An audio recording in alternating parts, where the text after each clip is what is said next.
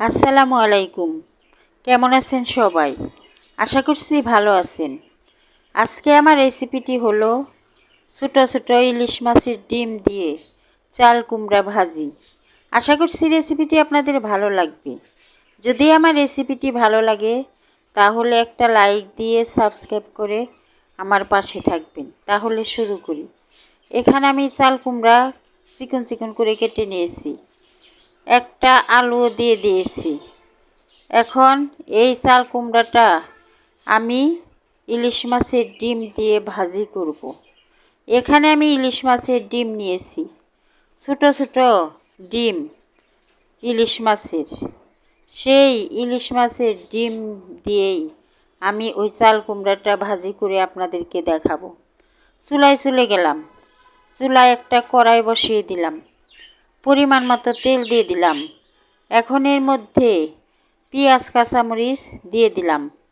এখন পেঁয়াজটা একটু ভেজে নিব। পেঁয়াজটা নরম হয়ে আসলেই এর মধ্যে ডিমগুলা আমি দিয়ে দিব। 2টা তেজপাতা দিয়ে দিলাম। এখন নেড়ে চেড়ে পেঁয়াজটাকে আমি ভাজবো। পেঁয়াজটা আমি ভেজে নিলাম। এখন এর মধ্যে ইলিশ মাছের ডিমটা আমি দিয়ে দিলাম। ইলিশ মাছের ডিমটা দিয়ে এর মধ্যে স্বাদ মতো লবণ দিয়ে দিলাম, হলুদের গুঁড়া দিলাম, ধনিয়ার গুঁড়া দিলাম। এখন নেড়ে চেড়ে ভালো করে ডিমটা মশলার সাথে ভেজে নেব। ডিমটাকে ভালো করে ভেজে নিতে হবে। আমি ডিমটা ভেজে নিলাম। এখন এর মধ্যে যে চাল কুমড়াটা আমি কেটে রেখেছি তা আমি দিয়ে দিব। চাল কুমড়া দিয়ে দিলাম। চাল কুমড়াটা দিয়ে দেওয়ার পর এখানে নেড়ে চেড়ে আমি ঢাকনা দিয়ে ঢেকে রান্না করে নেব। আমি নেড়ে চেড়ে উল্টিয়ে পাল্টিয়ে মশলাগুলা এই চাল কুমড়ার সাথে মিশিয়ে দিলাম। এখন ঢাকনা দিয়ে ঢেকে দিলাম। ঢাকনা দিয়ে ঢেকে কিছুক্ষণ রান্না করলাম।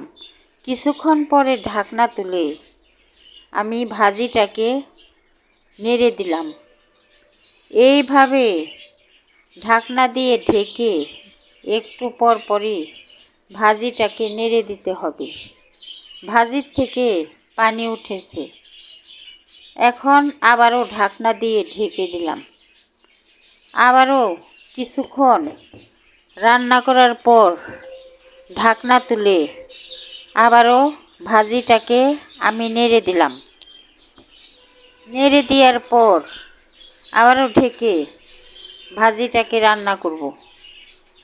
যেহেতু ভাজি এখনও শক্ত অবস্থায় আছে, ওই কারণে আবারও ঢাকনা দিয়ে ঢেকে 4-5 মিনিট রান্না করব। 4-5 মিনিট পরে ঢাকনা তুলে আমি ভাজিটা দেখি সেদ্ধ হয়ে গেছে, পানিটাও শুকিয়ে গেছে।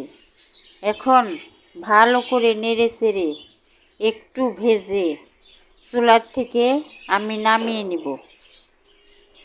তেজপাতা ফেলে দিলাম। এখন চুলার থেকে আমি ভাজিটাকে নামিয়ে নিলাম। নামিয়ে একটা ফ্রিজে বেড়ে নিলাম। একবার ইলিশ মাছের ডিম দিয়ে চাল কুমড়া ভাজি করে খেয়ে দেখেন। আশা করছি আপনাদেরও ভালো লাগবে। যদি আমার রেসিপিটি ভালো লাগে তাহলে একটা লাইক দিয়ে সাবস্ক্রাইব করে আমার পাশে থাকবেন। ধন্যবাদ সবাইকে।